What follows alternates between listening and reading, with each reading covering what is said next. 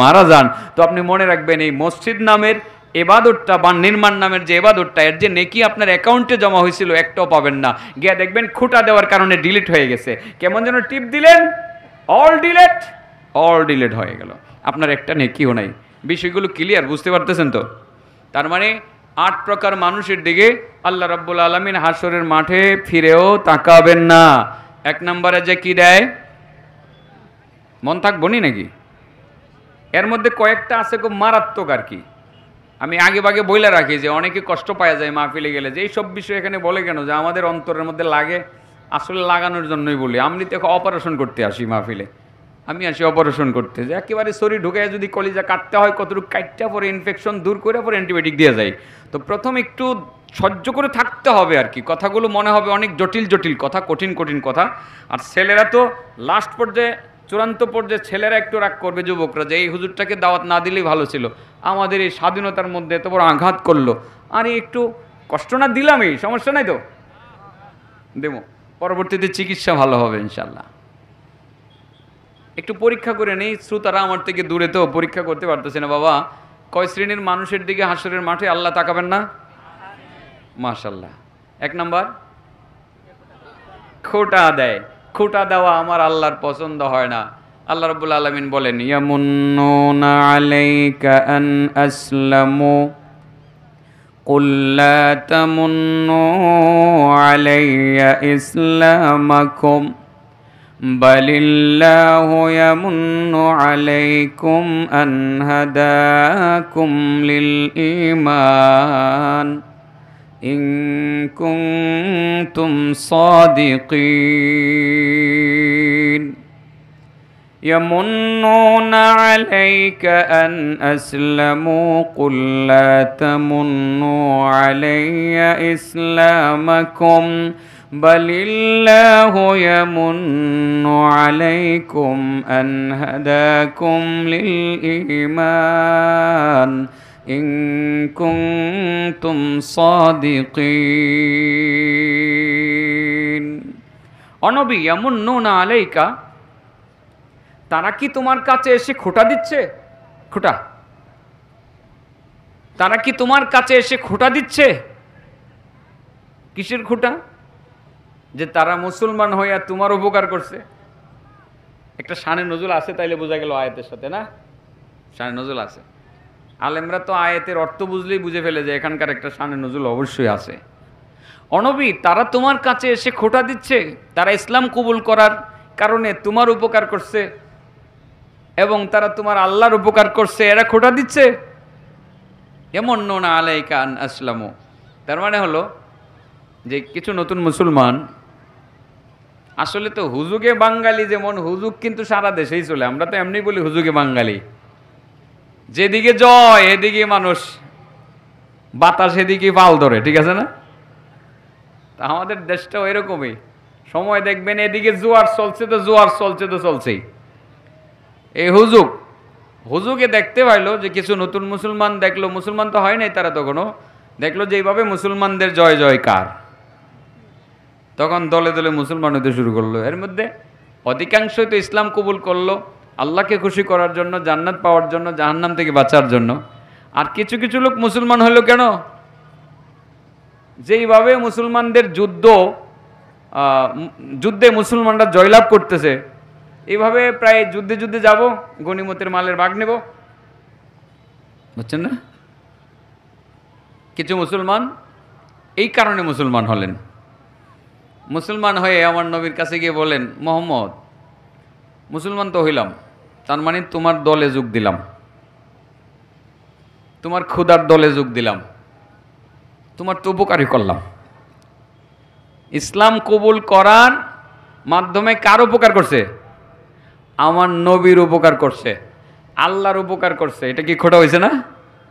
মোহাম্মদ, মুসলমান হয়েছি, সাল্লাল্লাহু আলাইহি সাল্লাম বললেন, মুসলমান হয়েছি, তোমার উপকার করছি, তোমার খোদার উপকার করছি, তো যেহেতু তোমার উপকার করছি টাকা দাও।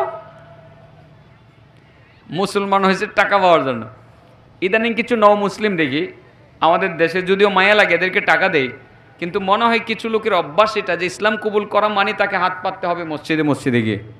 প্রতি শুক্রবার দিন 2-1 জন নও মুসলিম পাই, ঘুরে ঘুরে বৎসরে 2, 4, 5 বার আসে, অর্থাৎ প্রত্যেকটা মসজিদে এইভাবে যায়। তো যারা মুসলমান হচ্ছে এদেরকে বুঝাইতে হবে যে ভাই ইসলাম কবুল করছো তুমি ভিক্ষা করার জন্য না, কারণ ইসলাম তো ভিক্ষাবৃত্তিকে সাপোর্ট করে না। তো যাই হোক, যেই কথাটা বলছিলাম যে তারা খোঁটা দিছে যে মোহাম্মদ মুসলমান হইয়া তোমার উপকার করছি, তুমি আমাদেরকে টাকা দাও। হেরা মনে করছে মনে হয় যে এটা বাংলাদেশের আওয়ামী লীগ বিএনপি আর কি, বুঝলেন না, দলে যোগ দিলে টাকা পাওয়া যায়। একটা সম্মেলন হইলে পরে নেতারা লোক নিয়ে যায় না, 200-400 না দিলে যায় না, 200-400 না দিলে যায় না, 200-400 দিলে পরে পোলাপান লইয়ে যাওয়া যায়, বাচ্চাদেরকে নিয়ে যাওয়া যায়, বাচ্চারা যায় মিছিল করে কতক্ষণ নাচানাচি করে চলে আসে। তারা হয়তো ওইটা মনে করছে, এমনি বললাম আর কি বোঝানোর জন্য। এই লোকগুলো আল্লাহ রাসূলকে যখন বলল মোহাম্মদ টাকা দাও, আল্লাহ রাব্বুল আলামিন কি সেটা দেখেন নাই? হ্যাঁ, শুনেন নাই? সাথে সাথে কোরআনের আয়াত নাজিল করে দিয়েছেন, ইয়ামুন্নুনা আলাইকা আন আসলামু কুল লা তামুন্নু আলাইয়া ইসলামাকুম বালিল্লাহু ইয়ামুন্নু আলাইকুম আন হাদাকুম লিল ঈমান ইন কুনতুম সাদিকিন। ও নবী, তারা তোমার কাছে খোঁটা দিতেছে, তারা মুসলমান হইয়া তোমার উপকার করছে, আল্লাহর উপকার করছে। নবী তাদেরকে বলে দাও, তোমরা ইসলাম কবুল করে আমার কোনো উপকার করতে পারো নাই, আমার আল্লাহর কোনো উপকার করতে পারো নাই, বরং আল্লাহ তোমাদের প্রতি ইহসান করেছেন, দয়া করেছেন। আল্লাহ যে তোমাদেরকে মুসলমান বানাইছেন এটাই হলো সবচেয়ে বড় দয়া। ঠিক না বে ঠিক? এমনি আলহামদুলিল্লাহ কোন? আমরা সবাই মুসলমান কি হইছি না আল্লাহ বানাইছে?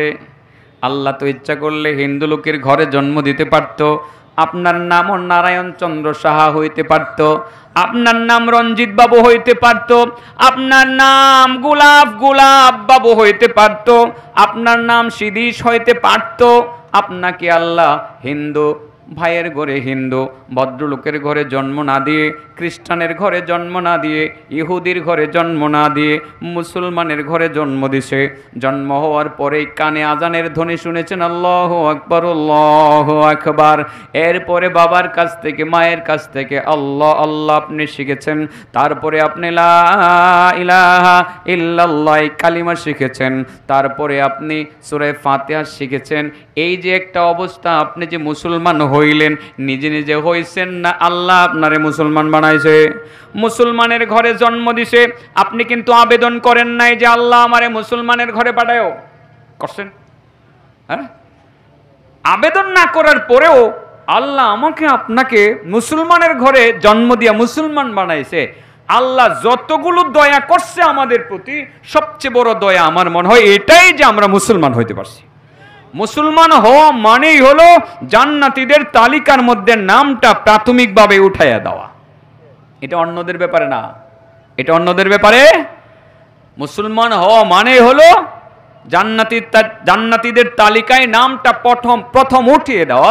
তার মানে হলো লা ইলাহা ইল্লাল্লাহ পরে মুসলমান হয়ে কিছু কর্মকাণ্ড ইসলামের করতে পারতেছেন, আপনি জান্নাতি হওয়ার জন্য আপনি মনোনীত হয়েছেন বটে, কিন্তু সেখানে আপনার আমলের উপরে নির্ভর করবে আপনি প্রথম দিনেই জান্নাতে চলে যাবেন, না 5000 বৎসর পরে যাবেন, না 5 কোটি বৎসর পরে যাবেন। এই জায়গাতে আমাদের কাজ করতে হবে। এই কাজগুলোর জন্যই মূলত আজকে আমার সাবজেক্ট, যাতে আল্লাহর রহমতের দৃষ্টি পাই আর প্রথমেই ডাইরেক্ট যাতে জান্নাতে চলে যেতে পারি, আমাদের যাতে আর কোনো বিড়ম্বনার শিকার হতে না হয়। যে কথাটা বলছিলাম যে আল্লাহ আমাদেরকে দয়া করছেন, সবচেয়ে বড় দয়া যে আমরা মুসলমান হয়েছি। আল্লাহ রাব্বুল আলামিন নবীকে বললেন, নবী আমি খোঁটা দেওয়া পছন্দ করি না। ওই লোকগুলো খোঁটা দিতেছে যে তারা মুসলমান হয়ে তোমার উপকার করছে, এদেরকে বলে দিও যে তোমরা খোঁটা দিও না, তোমরা খোঁটা দিও না, তোমরা কিসের আমার উপকার করছো, বরং আল্লাহ তো তোমাদেরকে মুসলমান বানাইয়া সবচেয়ে বড় উপকারটা করছেন। কয় প্রকার মানুষের দিকে হাসরের মাঠে আল্লাহ তাকাবেন না? 1 নম্বর। 2 নম্বর বলে ফেলবো, এটা তো কিছু কিছু আছেও, সব হলো সামাজিক ব্যাধি। আমি চিন্তা ভাবনা করি, ওয়াজ করি, ইদানিং সমাজে যে সমস্যাগুলো প্রচলিত এগুলো সিন করে করি বাইর করি আর কি। 2 নম্বর, যে মিথ্যা কথা বলে পণ্য বিক্রি করে। কি কথা বলে? মিথ্যা কথা বলে পণ্য বিক্রি করে। ভাই আল্লাহর কসম, ভাই আল্লাহর কসম, বিশ্বাস করস এটা পুকুরের মাছটা না, আমি এই মাত্র নদীর থেকে দুইরা খালি লুয়েছি। আচ্ছা বাজারে বসে যদি একজন মুরব্বী মানুষ কয় ভাই আল্লাহর কসম আমার নিজের গায়ে গাভীর দুধ একবারে পিওর, একটু পানিও নাই, আধা কেজি পানি মিশাইয়া, একজন মুরব্বী মানুষ আরেকজন মুরব্বী গেলে বিশ্বাস করবো যে না লোকটা তো মনে হয় ভালো মানুষ, নিয়ে যায়। আবার কত কত দোকানদারের কাছে কিছু কিনতে যাইবেন যে ভাই আল্লাহর কসম এটা আমার 200 টাকা কিনাই পড়ছে। এই হুজুরে যদি যাই চিন্তা করবো যে আল্লাহর কসম করে বলছে 200 টাকা কিনাই পড়ছে, 210-এর কমে তো আর দাম বলা যাবে না। তখন 210 টাকা দিয়ে উনি কিনবেন, আসলে এটার মূল্য মাত্র কিনছে 150 টাকা বা 100 টাকা। এরকম মিথ্যা কসম করে পণ্য বিক্রি করে এরকম ব্যবসায়ী আছে না নাই? যদি কেউ থেকে থাকেন আজ থেকে তওবা করেন যে আর মিথ্যা কসম করে বলবে, মানে কসম করে আমি কোনো দিন পণ্য বিক্রি করব না, আমি দাম চাবো ভাই আমার দামটা এত, যদি আপনার মনে চায় আপনি নেবেন, তা না হয় আপনি নেবেন না, এইভাবে ব্যবসা করবো। ইচ্ছা করলে করা যায়, মিথ্যা কসম কেন করতে হবে?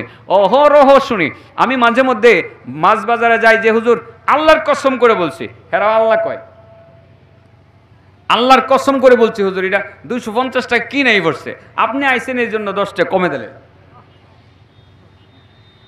বা 350 টাকা কি নাই পড়ছে আপনি আসছেন 10 টাকা কমে দিলাম, তার মানে কিনা দামের চেয়ে আরো 10 টাকা কম আমারে দিয়ে দিছে। এটা কি বিশ্বাসযোগ্য? হ্যাঁ, আমারে যেরকম বলতেছে আপনারে দিয়ে দিলাম, ঠিক আরেকজনরে বলতেছে আপনি আসছেন তো স্যার আপনারে দিয়ে দিলাম 10 টাকা কমই দিয়ে দিলাম। এ যদি এরকম সবাইকে 10 টাকা করে কমই দেয়, হ্যাঁ খাইব কি? হ্যাঁ, খেয়াল করবেন বাবা, সাবধান বন্ধুরা, সবাই ব্যবসা করো। ব্যবসা একটা আল্লাহর নবীর সুন্নাহ এবং আল্লাহর নির্দেশ, আহাল্লাল্লাহুল বাইআ ওয়া হাররামার রিবা। ব্যবসা আমি উদ্বুদ্ধ করি ব্যবসা করার জন্য। আমি আমার আলেম বন্ধুদেরকেও বলি যে তোমরা ব্যবসায় জড়িত হও, ব্যবসায় জড়িত হও, আর ওয়াজটাকে বাণিজ্য আকারে না নিয়ে ওয়াজটাকে ধর্ম প্রচারের কাজে ব্যবহার করো। এটা আমি বলি, এদেরকে সবসময় বলি যে এটা হবে ধর্ম প্রচারের কাজ। আল্লাহ যদি ব্যবসার মাধ্যমে এমন তৌফিক দেয় যে নিজের গাড়ি ভাড়া দিয়ে গিয়ে ওয়াজ করে আসবো, গাড়ি ভাড়াও আনবো না, এটার অপেক্ষায় আছি। আল্লাহ যেদিন সে তৌফিক দিবেন যে ওইরকম সম্পদ দিবেন যে ব্যবসার মাধ্যমে যে মাহফিলে যাব গাড়ি ভাড়াটা পর্যন্ত আনবো না, আমার দায়িত্ব হলো মানুষকে ইসলাম বোঝানো। আমি বলি আলেমদেরকে ছোটোখাটো ব্যবসা করো, প্রয়োজনে তোমরা জুতার ব্যবসা করো, লঙ্গির ব্যবসা করো, গামছার ব্যবসা করো। রাত্র সিলেটের একজন ব্যবসায়ীর সাথে কথা বলছি, গামছার ব্যবসা। আমি বলছি কোনো অসুবিধা নাই, গামছার ব্যবসা আমি করবো ইনশাআল্লাহ, ওখান থেকে যে প্রফিট আসবে আমার সংসার চলবে। আমি ব্যবসা ছোটোখাটো একটু একটু শুরু করেছি ইতিমধ্যে। আলেমদের ব্যবসা এটা অনেকে বলে তাদের শানে যায় না, মানায় না। আমি বলি আমার বন্ধুরা যেইভাবে শানে যাবে ওইভাবেই, কারণ আলেম তো এমন ব্যবসা করতে পারবে না যেখানে গেলে অনেক বেপরদা করতে হবে। আলেমরা তাদের শান মুআফিক কিছু কিছু ব্যবসা করবে, যে ব্যবসার মাধ্যমে তার কামাই আসবে। আর হবে এই সমস্ত দিন চর্চা, এগুলো হবে ফি সাবিলিল্লাহ, লিওয়াজহিল্লাহ হবে, আল্লাহর সন্তুষ্টির জন্য হবে। হ্যাঁ, হাদিয়া দেওয়া নেওয়া এটা পরের কথা। আপনি কোথাও গেলেন, কেউ হাদিয়া আপনাকে দেওয়ার অধিকার রাখে, আর কেউ হাদিয়া দিলে আমরা হাদিয়া নেওয়ার অধিকার রাখি, কিন্তু এটা যাতে বাণিজ্যের জায়গা না হয়।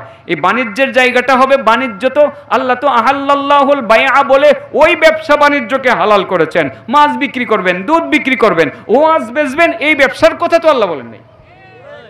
হ্যাঁ, বলেন নাই তো। তো আপনি 1 ঘন্টার ওয়াজ বিক্রি করে যাবেন, 50,000 1 লক্ষ টাকা আপনি নিয়ে যাইবেন আর চুক্তি করে আসবেন, কেমন যেন এটা বাজারের মাছ কেনার মতো হয়ে গেল আর গরু কেনার মতো হয়ে গেল। এমনটা তো হতে পারে না। হাদিয়া অবশ্যই হাদিয়ার সর্বোচ্চ একটি স্তর আছে এবং হাদিয়া মহব্বতের একটি জায়গা। হাদিয়া দিলে মহব্বত বাড়ে, হাদিয়া আদান প্রদান। আমি যেমন হাদিয়া নেব সময় মতো আমি হাদিয়া দেব, এই প্রচলনটা আমাদের মধ্যে চালু হওয়া উচিত। এই জন্য বলছি ব্যবসা সকল ক্ষেত্রে আপনারা যারা আছেন যার যার জায়গা থেকে ছোটোখাটো একটা ব্যবসা করেন। সমস্যা কি? মাছের ব্যবসা, কোনো সমস্যা নাই। আপনাদের এলাকার মাছ নরসিংদী অঞ্চলে গেলে অনেক দামে বিক্রি করা সম্ভব। দামি মাছ, এই অরিজিনাল মাছগুলো তো আমরা চোখেও দেখি না সময়ে। মানুষ আমাদের কাছে পুকুরের মাছ, ওই নিকলির নদীর হাওরের আর কুলিয়ার চরের মাছ বলে বিক্রি করে। খাওয়ার পরে দেখি যে না, এটার মধ্যে ফিটের গন্ধ লাগে, তখন বুঝি যে মাছটা হলো নকল মাছ। সাবধান, এ কাজ করবেন না বাবা, মানুষকে ধোক্কা দিবেন না। এই ভাই আল্লাহর কসম, আল্লাহর কসম ভাই, এটা আমি মাত্র ধইরা নিয়ে আসছি আমার ওই যে নদী থেকে। আসলে পুকুরের মাছটা দিব্যি, ফিট খাওয়াইয়া তারে ফোলাইয়া রাখছেন, কি সুন্দর মাছ। 250 টাকার মাছটা আপনি 700 টাকা বিক্রি করলেন, কারণ দেশি মাছটাকে একটু বেশি দাম দিয়ে নিবে মানুষ, খাইতেও সুস্বাদু এবং সেটা স্বাস্থ্যকর, বেশি দাম দিয়ে নিবে। এই যে আপনি টাকাটা, অতিরিক্ত টাকাটা কামাই করলেন, সেটা আপনার জন্য হারাম হয়ে গেল। আর মনে রাখবেন, হাসরের ময়দানে আল্লাহ তাআলা আপনার দিকে ফিরেও তাকাবেন না। বুঝাইতে পারছি কথাটা? একটু কঠিন হয়ে যাইতেছে চাচা। হ্যাঁ, নিয়ত করছি এবার এই স্টাইলে কথা কম। এই স্টাইল বুঝেননি, খালি এই ধরনের সমস্যাগুলো খালি তুলে ধরবো, সুবিধা একটু কম কম।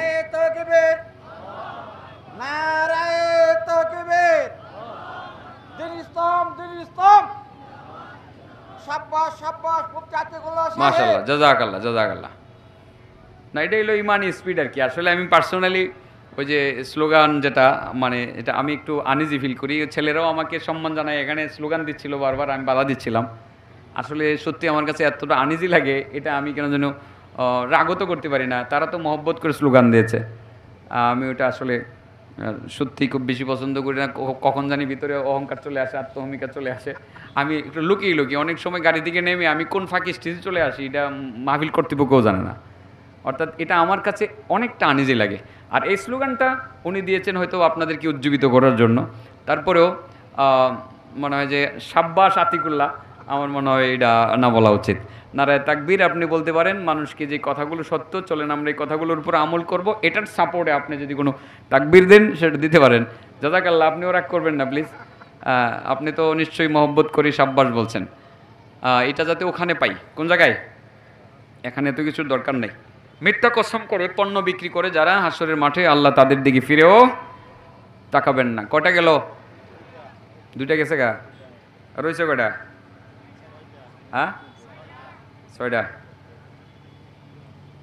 মুরগির ব্যবসায়ীরা আসেনি? মুরগির ফার্মের ব্যবসায়ীরা, ব্রয়লার বেচে, হ্যাঁ আছে?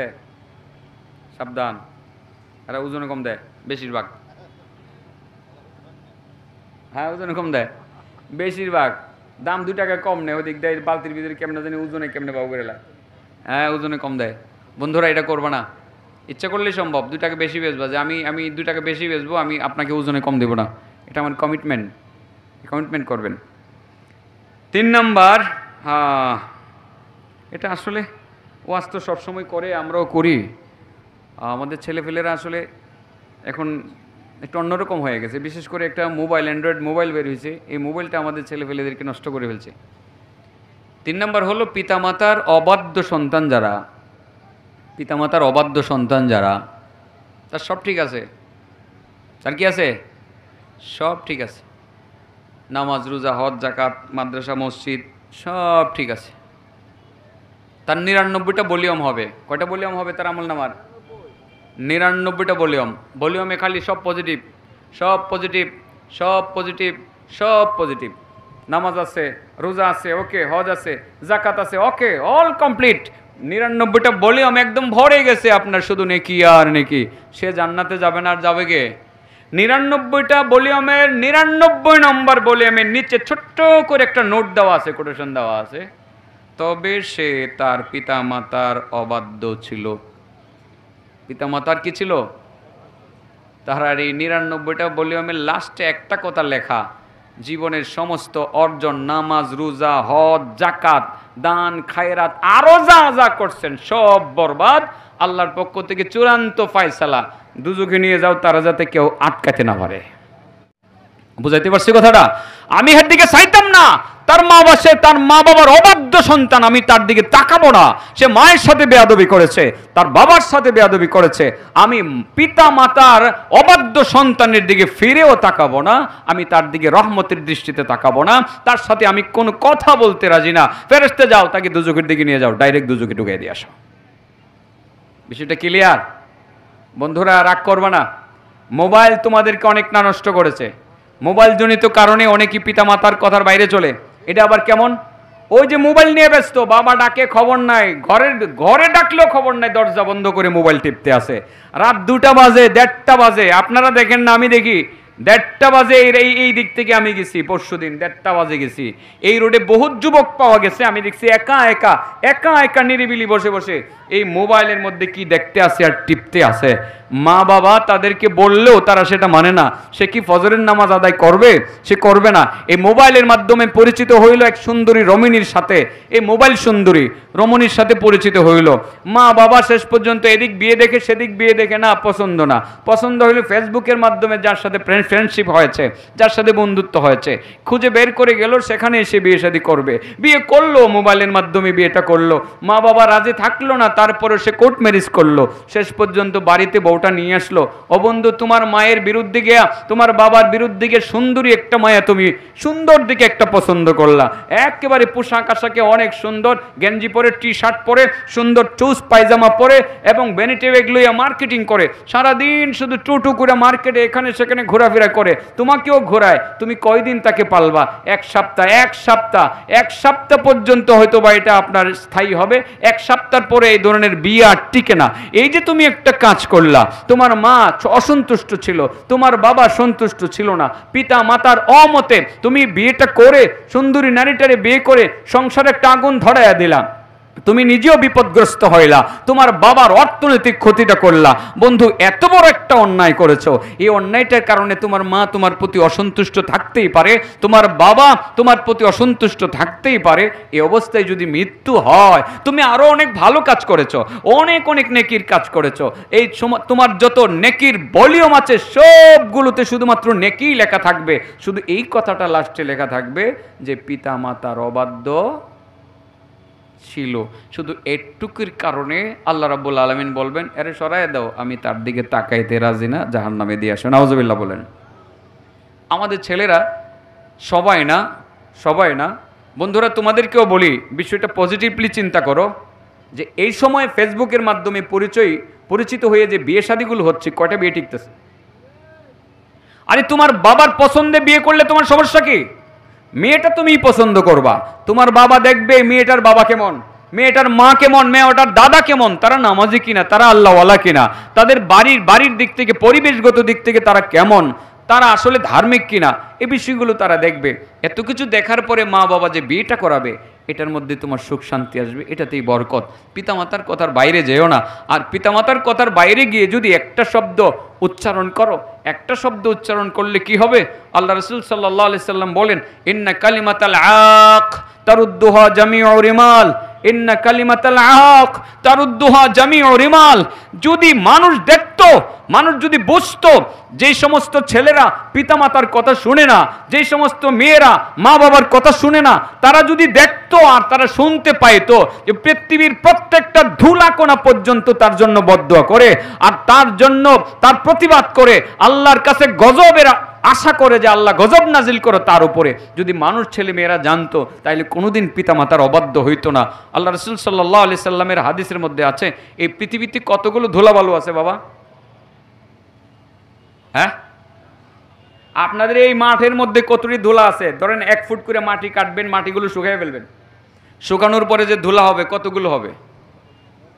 হ্যাঁ, গণতে পারবো নি মুরব্বী? হ্যাঁ, বাংলাদেশের সমস্ত হিসাব বিজ্ঞানীরা চিন্তা করলে গণতে পারবে? পারবে না। সারা পৃথিবীর হিসাব বিজ্ঞানীরা যদি বলে এখানে কতটা ধুলা আছে গুনে ফেলবো, পারবে না। তাইলে আপনার কক্সবাজারের সাগরের পাড়ের বালু গণবে কিভাবে? সেটা পারবেন না। তো ওইটা পারবেন নি। সাহারা মরুভূমিতে যে বালু আছে, হাজার কিলোমিটার শুধু বালু আর বালু, গুনতে পারবেন? বলতে পারবেন না। যখন আল্লাহর কোনো বান্দা পিতামাতার অবাধ্যতা করে, একটি শব্দ উচ্চারণ করে, মায়ের বিরোধিতা করে, বাবার বিরোধিতা করে, সারা পৃথিবীর সমস্ত ধুলা বালু এটি টাইম একবারে তার প্রতিবাদ করে আর বলতে থাকে, আল্লাহর বান্দা বলিস না, মায়ের অবাধ্য হইস না, বাবার অবাধ্য হইস না, তোর উপরে আল্লাহর গজব নাজিল হবে। এটা বুঝলে আসলে ছেলেমেয়েরা এটা করতো না। আজকে একটু বললাম, তোমাদের হাতে পায়ে ধরে বলি, তোমার সুখ শান্তি তোমার মা বাবার সন্তুষ্টির উপরে নির্ভর করে। মা বাবা যদি সন্তুষ্ট থাকে, তুমি সুখী হইবা, এতে কোনো সন্দেহ নাই। আল্লাহ রাব্বুল আলামিনের নির্দেশ, নবী করিম সাল্লাল্লাহু আলাইহি সাল্লামের নির্দেশ পিতা মাতার সাথে সদ্ব্যবহার করার জন্য। আর হেল্পফুল ফজল সংগঠন আসলে সংগঠনের ছেলেরা বড় অ্যাক্টিভ।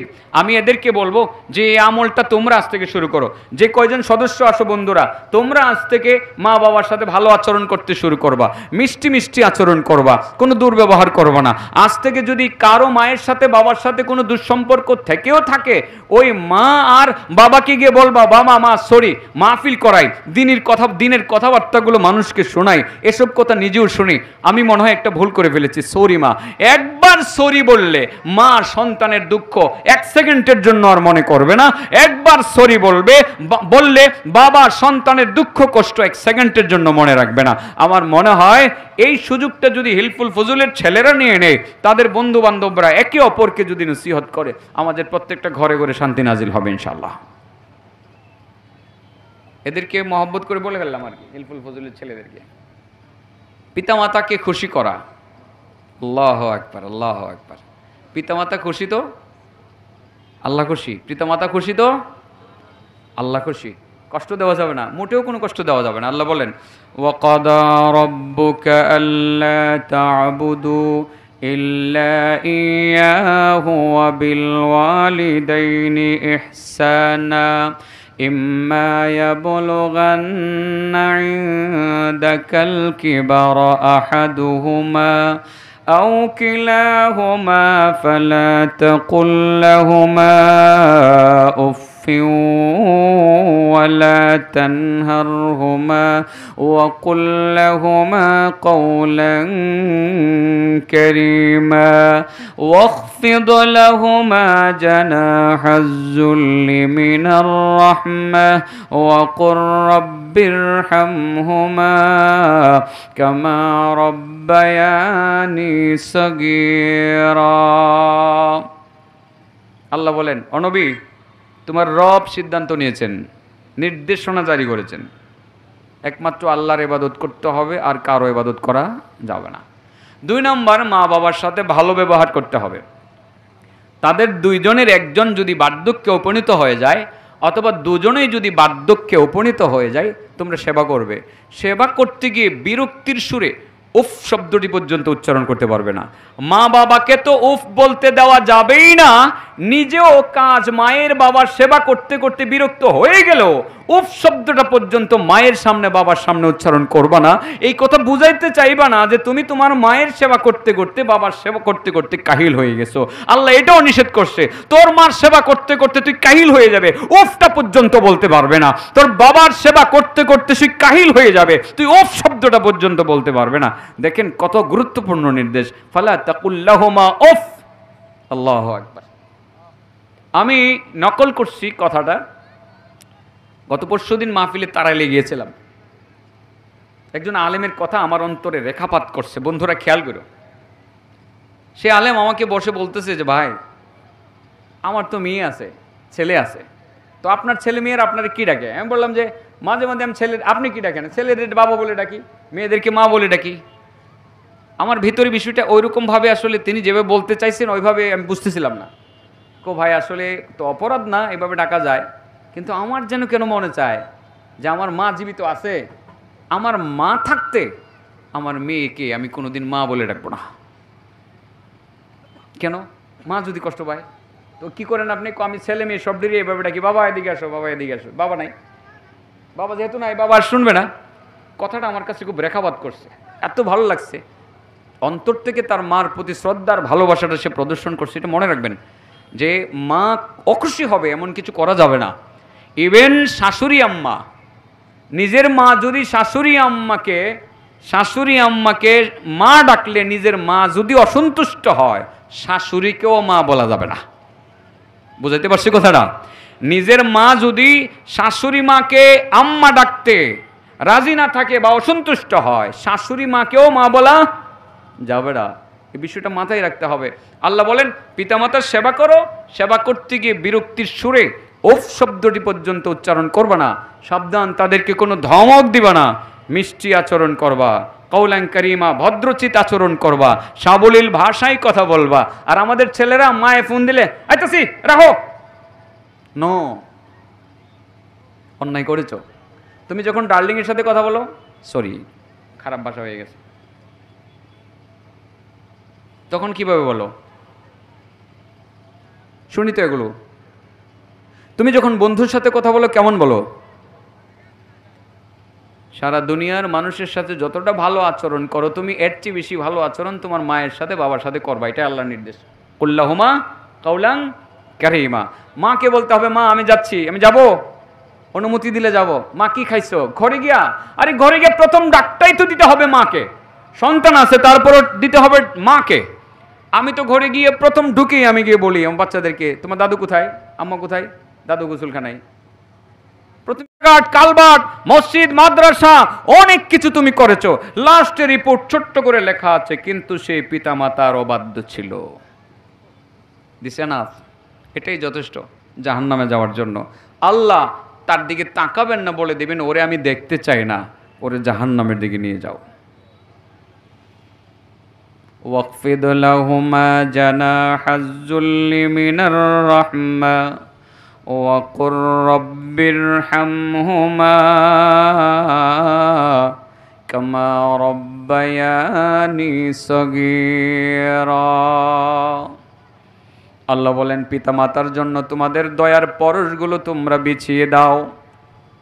দয়া যা যা করা দরকার আগে পিতামাতার প্রতি করো, অন্যের প্রতি দয়া করো, আগে মায়ের প্রতি দয়া করো। মা কোনটা খাইতে চায়, মা কোনটা পড়তে চায়, বাবা কি খাইতে চায়, বাবা কি পড়তে চায়। আসলে মা বাবা সন্তানের কাছে এত কিছু চাই না।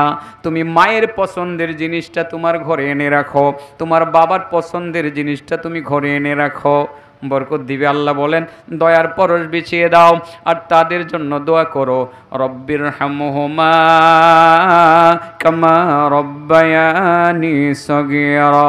ও আল্লাহ আমার মা বাবার প্রতি দয়া করো, তারা যেমন ছোটবেলা আমার প্রতি দয়া করেছিলেন। বলেন রব্বিরহামহুমা কামা রব্বায়ানি সগীরা।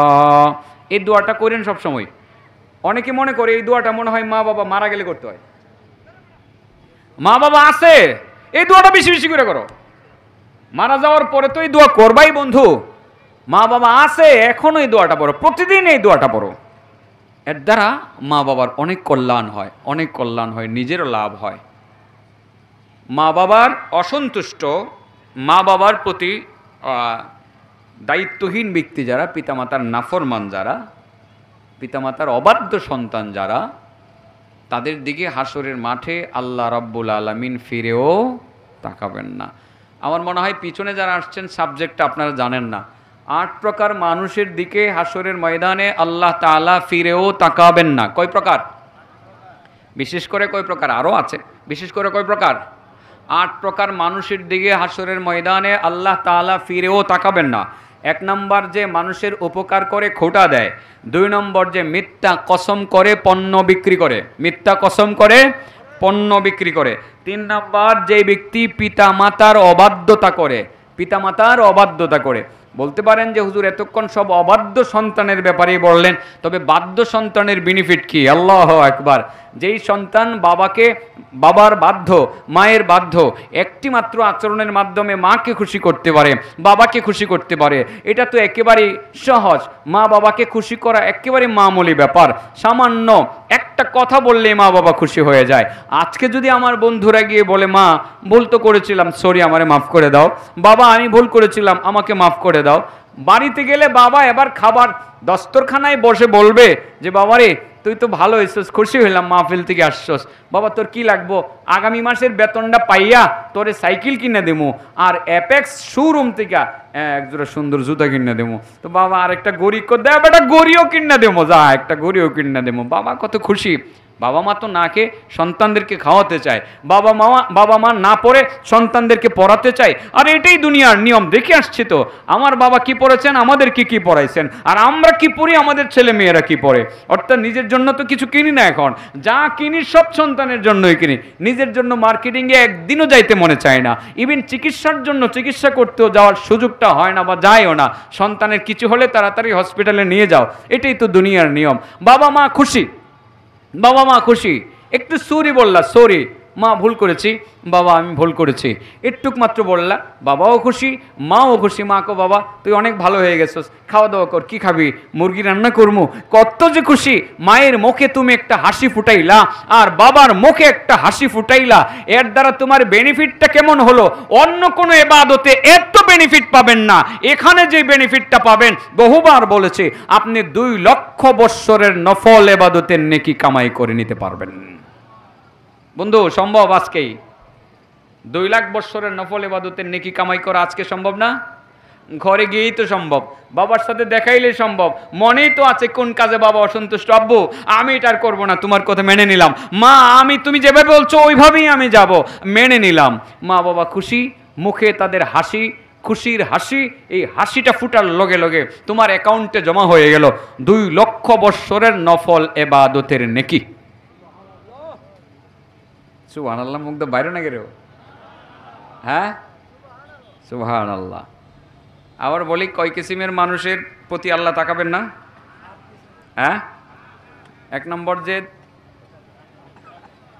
দান করে খোটা দেয়, 2 নম্বর মিথ্যা কসম করে মাল বিক্রি করে, 3 নম্বর যে পিতামাতার অবাধ্য না, পিতামাতার নাফরমানি করে, 4 নম্বর এটা কি এদিকে আসেনি জানি, সামাইরা মদ থাকতে পারে। সামাইরা মদ শহরের বড় বড় বোতল আয় না মনে হয়, সামাইরা মদ বুঝুনি? সামাইরা মদ আমি কই আর কি, যে হয়তো পান্তা ভাত মাটির নিচে রেখা মদ বানায় না, এটা বাংলা মদ। আর আমি কি সামাইরা মদ কই, কারণ আমরা এলাকাতে কিছু সামার আছিল, গরু ছিল তো, হেরারে দেখতাম এগুলো খাইতো, পান্তা ভাত মাটির নিচে কদিন রেখা ফসায়া মদ বানায় খাইতো। মদ খোর, কার দিকে তাকাবেন না? আল্লাহ মদ খুরের দিকে তাকাবেন না। কিসের দিকে? মদ খুরের দিকে হাসরের ময়দানে ফিরে তাকাবেন না। সব ঠিকঠাক আছে, নামাজও পড়ে মদ খুর, কিন্তু দৈনিক 4 বার মদ না খাইলে ভালো লাগে না। তার এটা যেহেতু ধরে ফেলছি, ধরছি তো ধরছি, এটার উপরেই তার মরণ হয়েছে, সব ঠিক আছে, তার সব ঠিক, লাস্টে রেজাল্টে লেখা থাকবে সে মদ খাইতো। আল্লাহ বলবেন তারে আমি দেখতে চাই না, জাহান্নামে নিয়ে যাও। নাউজুবিল্লাহ বলেন। বুঝতেছেন নি?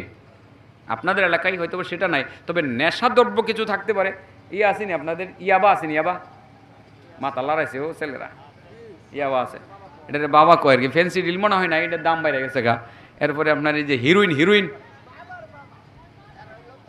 হিরোইন হিরোইন আছে, হিরোইন, এগুলো না থাকলেও গাঞ্জা কিন্তু আছে, সিদ্ধি যেটা কয় না।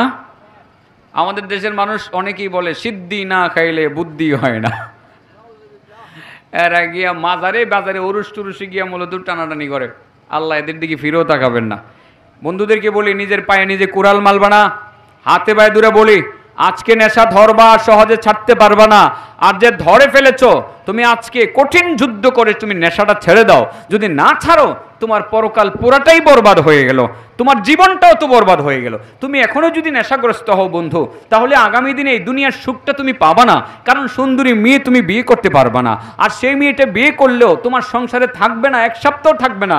তুমি মদ খাই, তুমি নেশা করবা, এই নেশাখোরের ঘরে তুমি কখন কি বলবা, কখন কি করবা, সেটা সে মেনে নিতে পারবে না। তোমার সংসারটাও টিকবে না, টিকবে না। এই দুনিয়াতেও তুমি সুখী হইতে পারলা না, পরকালেও তুমি সুখী হইতে পারলা না। আর পাবলিক দেখে দেখে বলবে হিরোইনখোর, আরে গাঞ্জাখোর, এর কোনো দাম আছে নাকি? সমাজেও কোনো মূল্য নাই, পরিবারে কোনো মূল্য নাই, আল্লাহর কাছে মূল্য নাই, তোমাকে যেতে হবে জাহান্নামে। এই নেশাটা ছেড়ে দেওয়ার না, যারা ধরেছ দয়া করে ছেড়ে দাও বন্ধুরা। মুরব্বী শ্রেণীর মানুষ আশা করি গ্রাম অঞ্চলে মদখোর নাই, তবে শহরে মুরব্বী শ্রেণীর মানুষ মদখোর আছে। বড় বড় নেতা হারার মদ না খেলে মিটিং জমে না, এবার 10,000 20,000 টাকা দামের একটা বোতলের না মদ খায়, এরকম আছে। ক্লাবের মধ্যে বসে বসে মদ খায় আছে। আল্লাহ এদেরকে হেদায়েত দেখ, সবাইকে আল্লাহ হেদায়েত দেখ। আর ওই যে বললাম যে গাঁজাটা, এটা গ্রামে আসলে ঠিকই আছে, এই গাঁজাটা যাতে না চলে, আপনারা মুরব্বীরা উদ্যোগ নেবেন যে ছেলেরা কোথায় যাচ্ছে, কি করতেছে, তারা গাঁজা সেবন করতেছে কিনা। এটা মারাত্মক একটা অবস্থার দিকে নিয়ে নেই, স্বাস্থ্যহানি হয়, চেহারার মধ্যে বিকৃতি ঘটে, দাঁতে প্রবলেম হয়, একদম বিশ্রী হয়ে যায়, চেহারার মধ্যে বিকৃতি ঘটে, ছেলেটাকে মানুষের মতো মনে হয় না, যে মনে হয় যে একটা হাইওয়ানের মতো হয়ে গেছে। তো এই দিকে একটু খেয়াল রাখবেন। যারা মদ পান করে, নেশা করে, হাসরের ময়দানে আল্লাহ তাবারাক ওয়া তাআলা তাদের দিকে ফিরেও তাকাবেন না। কটা গেল গা? কটা গেছে গা? হ্যাঁ, 60টা গেছে। আর রয়েছে কটা? 1 ঘন্টার উপরে গেছে গা, 60টে শেষ করতেছি না। হ্যাঁ চাচা, কয় প্রকার মানুষের দিকে আল্লাহ তাকাবেন না? মাশাআল্লাহ, মাশাআল্লাহ। হুজুর আসুক, অসুবিধা নেই, শেষ করে ফেলবো। হুজুর আইসা বললি সারি দিন। 5 নাম্বার, এটা মনে রাখবেন, 5 নাম্বার, যে ব্যক্তি মানুষকে নিজের কাছে পানি থাকার পরেও পানি দেয় না। কথা বুঝছেন? নিজের কাছে পানি থাকার পরেও পানি দেয় না। পানি একটা আবশ্যকীয় জিনিস।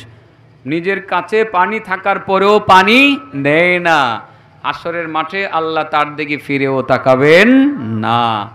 আপনার টিউবওয়েল থেকে পানি আনতে গেল, ঝগড়া, আপনি বলে দিলেন, এই যা আমার টিউবওয়েলে পানি নিস না তোরা, এখানে আসলে ঠ্যাং ভেঙে গেলাম। আল্লাহ রাসূল বলেন, তুমি বেহেশতে যাইতে পারবা না, আল্লাহ তোমার দিকে হাশরের মাঠে ফিরেও তাকাবেন না। পানির সবার অধিকার আছে। কি আছে? অধিকার আছে। আপনার বাড়ির পানি আমার খাওয়ার অধিকার আছে, তবে আপনার বাড়ির চাইল ডাইল খাওয়ার অধিকার নাই।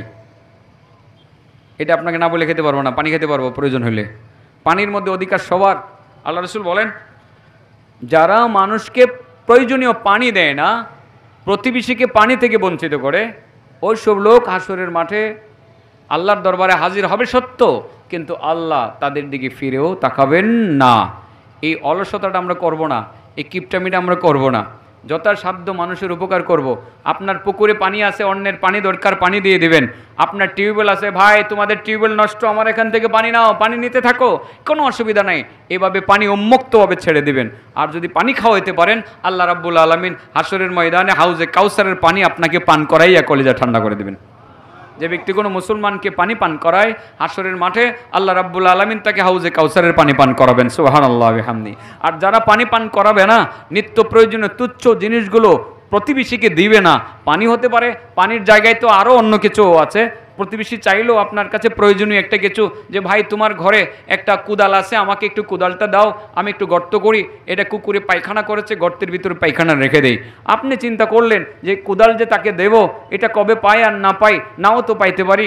ঘরে গিয়ে ঢুকলেন, ঘরে ঢুকে ওই ঘুরে ঘুরে এসে বললেন যে ভাই আমি তো কুদালটা পাচ্ছি না, কে যেন নিয়েছিল। এইভাবেই তাকে এখান থেকে আপনি বিতাড়িত করে দিলেন। এই যে একটু বঞ্চিত করলেন, আপনি তাকে কুদালটা দিলেন না, কোরাল দিলেন না, দা দিলেন না, খন্তি দিলেন না, সুই সুতা দিলেন না। অর্থাৎ প্রতিবেশীর যা যা প্রয়োজন আপনার কাছে থাকা সত্ত্বেও এই তুচ্ছ জিনিসগুলো আপনি দিলেন না। এটা না দেওয়ার কারণেও কিন্তু আপনি জাহান্নামী হবেন। আল্লাহ রাব্বুল আলামিন কোরআনে ঘোষণা করেন, ফাওয়াইলুল লিল মুসাল্লিন আল্লাযীনা হুম আন সালাতিহিম সাহুন الذين هم يراءون ويمنعون الماعون। আল্লাহ বলেন মুসল্লি দুজকে যাবে। কারা যাবে? হ্যাঁ, মুসল্লি কাকে বলে? যে নামাজ পড়ে নাকি না পড়ে? যে নামাজ পড়ে তাকে মুসল্লি বলে। আর এর বহু বচন হলো মুসল্লুন আর মুসল্লিন। মুসল্লিগণ দুজকে যাবে। কোন মুসল্লি দুজকে যাবে? 3 শ্রেণীর মুসল্লি দুজকে যাবে। কয় শ্রেণীর? হিসাবে তো নামাজিরা দুজকে যাওয়ার কথা না। নামাজিরা কোথায় যাবে? জান্নাতে যাবে। কিন্তু আল্লাহ বলতেছেন যে মুসল্লিগণ দুজকে যাবে। এখানে আল্লাহ এই মুসল্লিগণ দুজকে যাবে বলে 3 শ্রেণীর মুসল্লিকে শনাক্ত করেছেন। এর মধ্যে 1 নম্বর হলো আল্লাযীনা হুম আন সালাতিহিম সাহুন, যারা নামাজ পড়ে কথা সত্য কিন্তু নামাজে অলসতা করে। কি করে? ফজরের নামাজ কয়টা বাজে পড়ে? 9টা বাজে।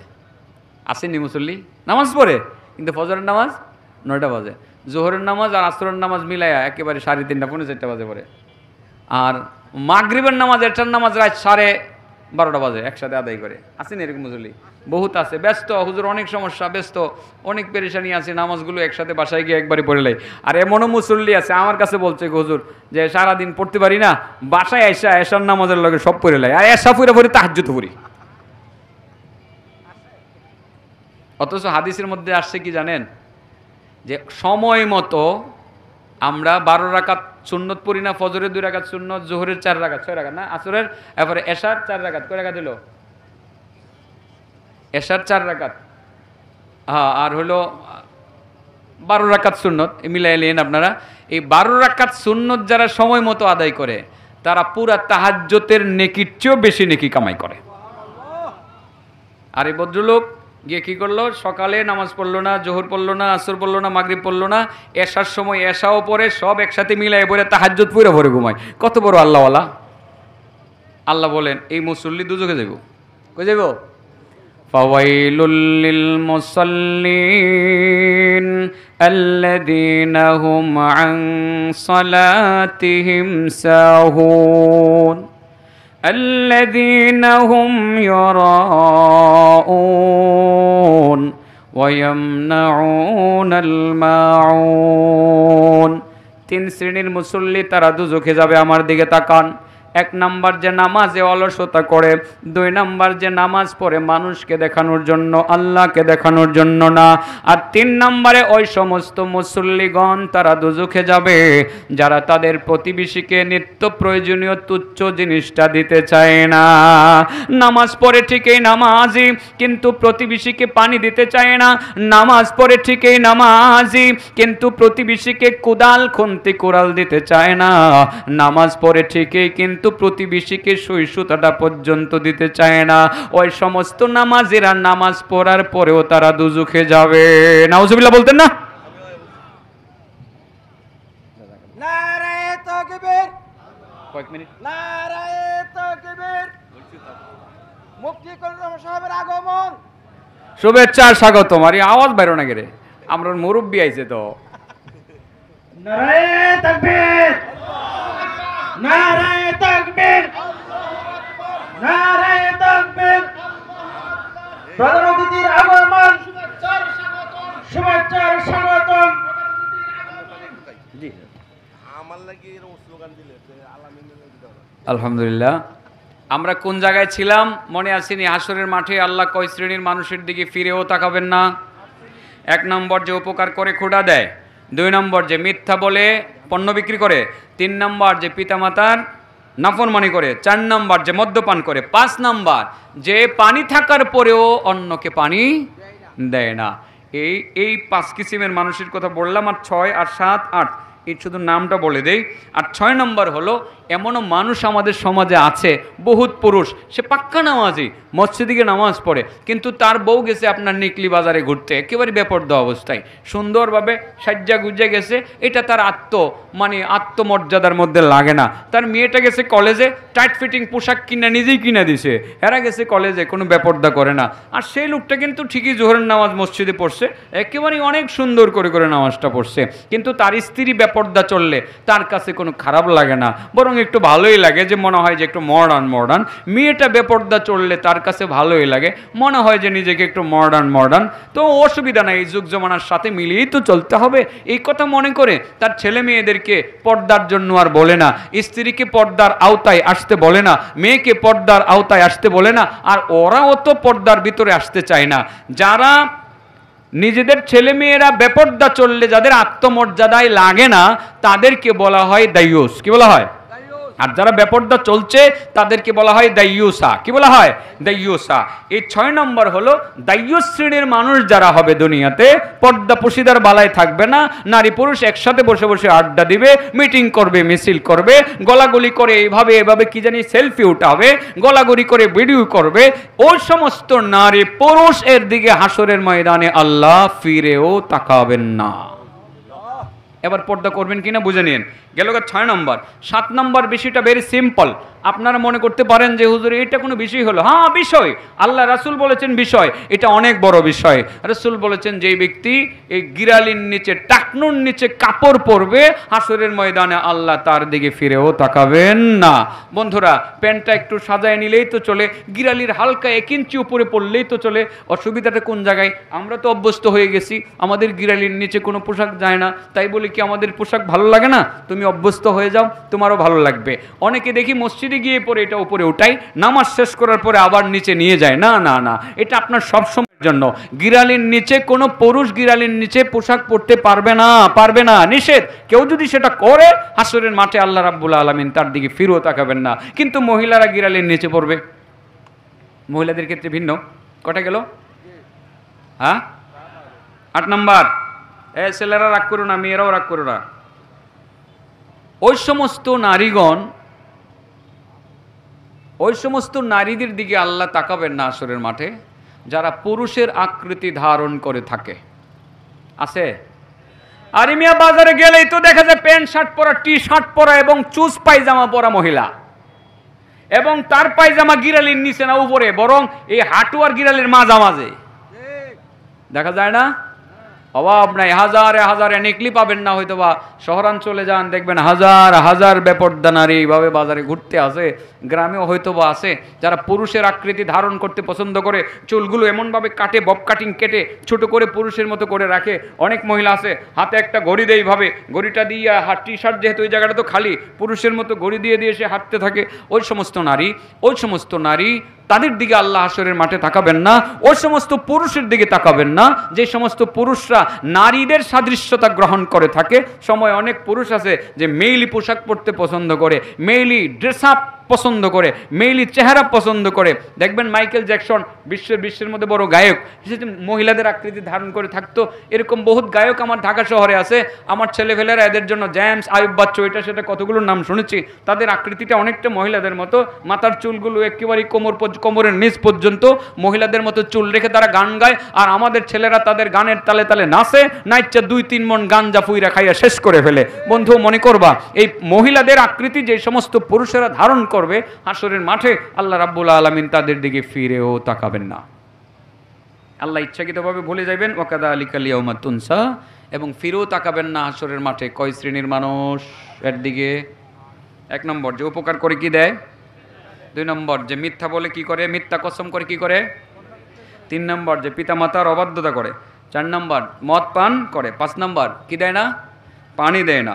6 নম্বর, দায়ুস, ঠিক আছে না, বেপরদা নরনারী। 7 নম্বর, যে গিরালির নিচে কাপড় পরিধান করে। 8 নম্বর, যে পুরুষ মহিলার আকৃতি ধারণ করে, যেই মহিলা পুরুষের আকৃতি ধারণ করে। এই 7টি বেধি কার কার মধ্যে কোনটা আছে নিজেরা আজকে শনাক্ত করবো, একটা একটা করে ছেড়ে দিব ইনশাআল্লাহ। হাশরের ময়দানে আল্লাহ আমাদেরকে তার রহমতের ছায়াতলে জায়গা করে দিবেন। আল্লাহ রহমতের ছায়াতলে জায়গা পাবো, সেখান থেকে আমরা জান্নাতে যাব। কথাগুলো বললাম, ভুলভ্রান্তি হয়ে থাকতে পারে, অনেক সময় মুখে কথা বাজে, 2-1টা কথা এদিক সেদিক বের হয়ে যায়। কিছু ভাষা, যেই ভাষাগুলো বলা উচিত না, যেরকম মাঝে একটা ভাষা ব্যবহার করে ফেলেছিলাম, আমি সরি বলেছি, এটা অভদ্র একটা ভাষা, এটা দয়া করে মাফ করবেন। আমি অভ্যস্ত না, বোঝানোর জন্য বলে ফেলেছিলাম একটি ছোট্ট ভাষা, জানি না আপনারা ধরতে পেরেছেন কিনা। আল্লাহর রাস্তায় ক্ষমা করবেন। আল্লাহ আমাদের সকলকে দ্বীনের জন্য কবুল করুন। ও আখিরু দাওয়ানা আলহামদুলিল্লাহি রাব্বিল আলামিন।